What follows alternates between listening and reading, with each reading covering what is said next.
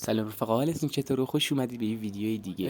رفقا این ویدیو به درخواست یکی از دوستان که داخل کامنت ها گفته بود هادم ریخته به هم هدشات نمیخوره گرفتم. ممکنه بعضیا هم باشن که سنسوادشون ریخته باشه به هم، که خب این ویدیو به دردتون میخوره. آره خلاصه بدون معطلی بریم سراغ ویدیو. خب رفقا، این از محیط برنامه است و اینکه بچا لینک دانلودش رو داخل کامنت ها گذاشتم.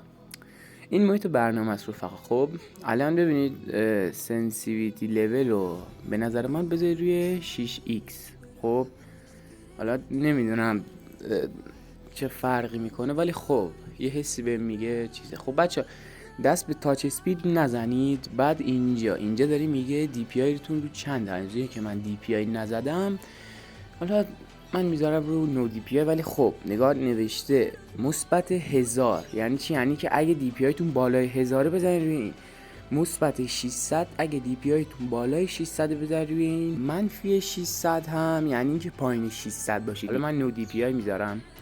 بعد بچه‌ها این قسمت بهتون حالا دکمنتی رو به من داده 63 و اینم از سنس جنرال و اسکوپ و اینا، ولی از نظر من دکمنتی رو شما بذارید روی 56. چرا 56؟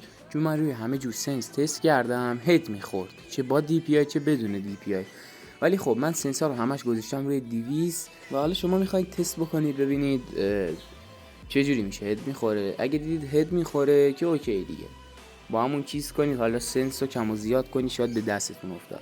بعد بچه اینجا هم این گزینه نوشته چی؟ نوشته مو ستینگ میگم ستینگ سنسیویتی.